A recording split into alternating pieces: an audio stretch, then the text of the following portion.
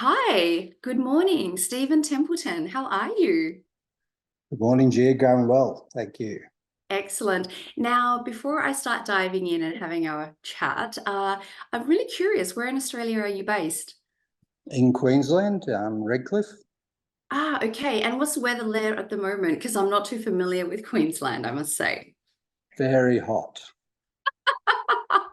I'm very jealous. It's 3 degrees in Berlin for me at the moment as we speak. Right.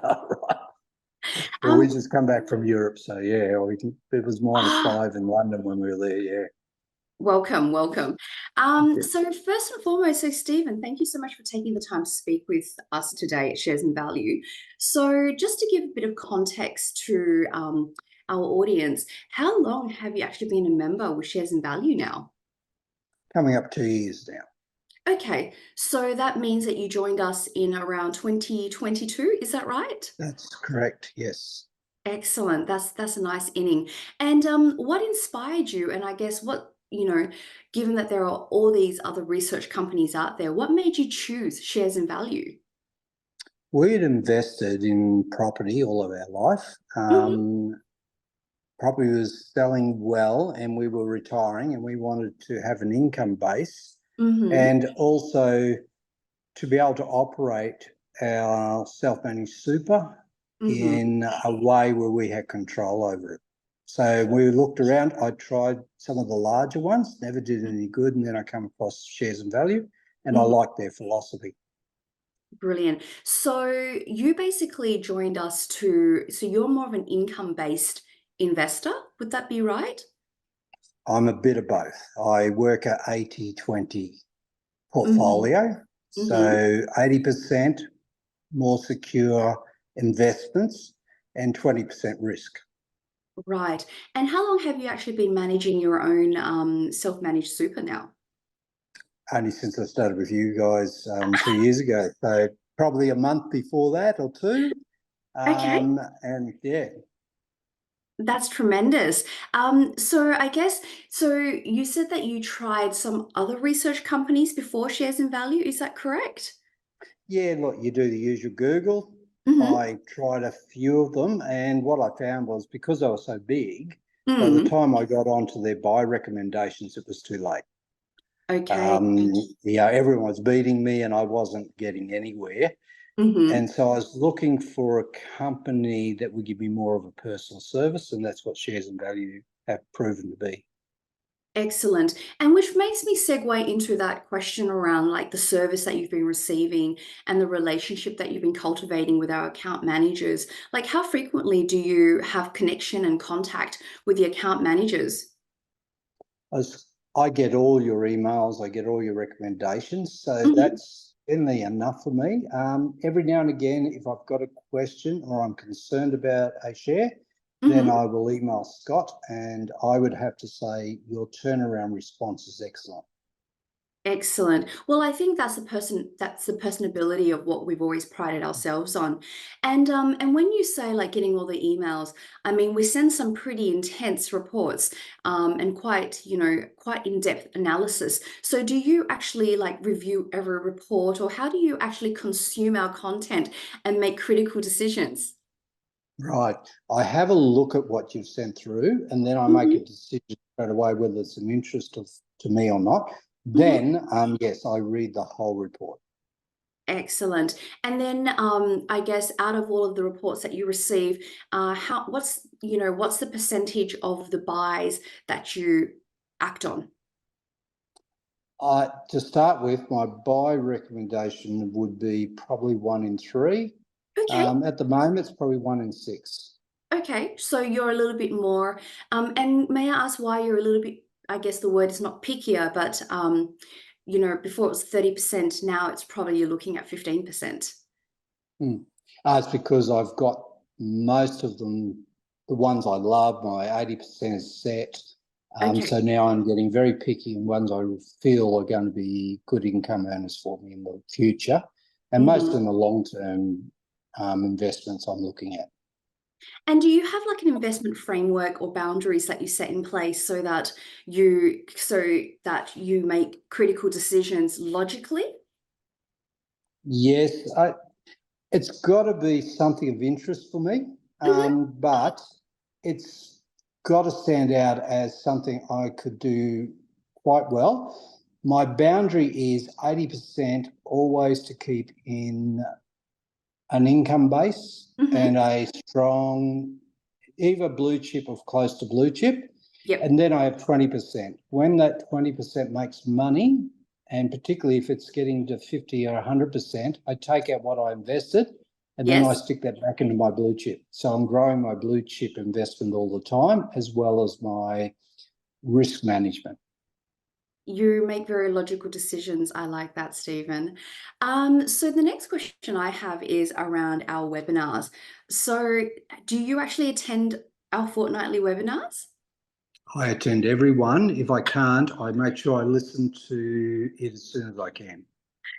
Okay. I find them invaluable, and that's Yep. where I've learned so much. Right. And do you participate in the webinar Q&A sessions? I tend to listen and watch Ah, more than participate. okay. So, and when you, okay, so if you were to miss the webinar, so I'm assuming then you, the next day with the recordings that we send you, you sit down with a cup of coffee and just enjoy yourself while you perhaps, looking at your share portfolio? Yeah, look, I sometimes can sit down. If we're on holidays, Yes. I watch it when I can, Yes. or quite often I might be doing things around the house. So Mm. I listen to it while I'm doing those particular items, like we're doing it while I'm mowing the lawn or whatever, or I sit on the back patio and have a cold drink and just, yeah, just listen in. Tremendous. And now I want to segue into around more specific wins. So we've all got our tales. So I'm very curious, since joining Shares in Value, can you share with our audience some of the biggest wins that you've had? Yeah, look, definitely Adair's has been great of late. Yes.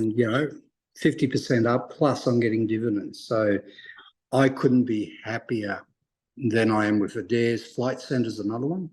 Mm-hmm. That's another great win for me. Plays not much of a dividend at the moment because they're growing, Yep. but my shares are up.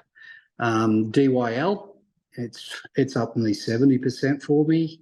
So I've Wow. done well. Then I've got my losses. Look, and baby buntings would be one of my disappointments. I thought I couldn't get as low as it is, but it has. But for me, it's a long term. I sit in there, I'm waiting. I have pulled Mhm. out some of that to invest in other more higher potentials. So, yeah. And so with your, let's say with your current loss of baby bunting, are you just you haven't liquidated that position yet, right? You're just holding on to it. So really it's just a paper loss? Yeah, look, it's a paper loss. I've moved some of that money to others that I feel I'm going to make money on Mm-hmm. faster, with Mm-hmm. the plan of putting more back into baby buntings when it starts to move. Okay, so realistically, it is a paper loss for now, but you haven't lost faith in that particular stock yet. Oh, absolutely not. Excellent. Um, And more about, I want to go back to Adair's and like Flight Centre here. So were yeah, they contrarian buys for you in the beginning when we made the buy recommendation? yeah. Look, I jumped in pretty straight away. They're great Mhm. companies, couldn't go wrong, and Yep. they were so low that I figured even if they kept on dropping, they would bounce around and come back. And do they now fit into your 80/20 rule in that they're like your blue chip 20%? My blue chip is probably 80%, so Mm-hmm. I work with that and 20% risk. Okay. So Yep. yes, they fit into that 80%. They're in there with the BHPs, the Rio Tintos, and the other big companies. And I want to go into the 20% now, obviously, because something that Shares in Value we pride ourselves on is that we unearth a lot of the smaller cap companies that haven't made it into the media yet, and before they explode. So I'm very curious here. Have you participated in any of those buy recommendations? Yeah, look, BML is one of them. Okay. Definitely. I bought BML when it was up close to 30 cents. But even as it dropped, I've watched it. I know it never gets below the 11.5. I bought a lot and I brought my investment down to around 14 cents. And to me, it's just a waiting for the right time. Mm-hmm. HGO is the other one. That's another one that I feel I can't go wrong. I'm so Mm-hmm. convicted. I'm so convicted with both those. I've got the kids even bought into them. So, but to me, it's about waiting. Mm. You don't invest in something and get a result straight away. Our properties, we waited nearly 20 years, and then overnight they nearly doubled in price. So you're waiting for the right climate, and I see shares exactly the same. Well, I think patience is your virtue, Stephen. So that's really good to know that. So only in a short time frame already, if you really think about the horizon of our entire lives, 2 years with shares in value, and you've already started to see significant movement. So my next question for you would be like, um, moving into the rest of 2024, like how do you see the relationship with shares and value playing out, given that, it's your 3 years with us now? Look, continuing on as is, I won't be going anywhere. I'm so committed. Scott's great. I Yeah. couldn't be happier. And our vision is not only to grow it for us, but for the Hmm. kids. And Yep. I just see that this is the future. I love the company. I love Yep. what they give me, and I get a nice income out of it, and the value of the shares are growing. Excellent. And are you enjoying our new feature, the high convictions buy? I love it. Yep. Love it. Yeah, And absolutely. so that's been a huge, so for the audience who may not be aware, we've recently launched a new feature, High Convictions Buy, where can you describe a little bit more about your experience with it? Look, I'd start with, yeah, some of them haven't bounced yet. Some have. And I bought one the other day, Mhm. which has really jumped for me, and only 3 days ago. And, it's up 8, 9% already. So I'm happy with that one. But some of the others, I'm waiting for them to pick up. So it's just a matter of time. Thank you. And Stephen, before we head off, if there is someone in the audience here thinking about joining our community, do you have any words of recommendations to them? Look, I think you've got to enter into it with not believing that shares and values are going to do all the work for you. Just Okay. get an email and then buy and sell. You've got to invest your time into it. It is your decision in the end, and you have Mm-hmm. to work out where your risks are. Mm-hmm. But if you invest in it, I'm sure that, to me, I don't think you can go wrong.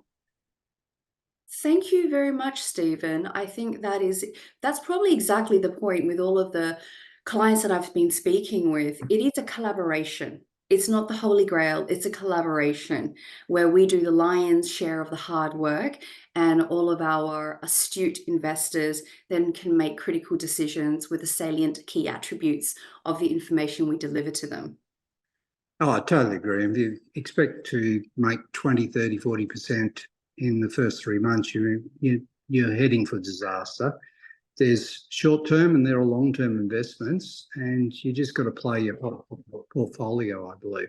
Yeah. Thank you. Thank you so much for your time, Stephen. Thank you. You take care. Excellent.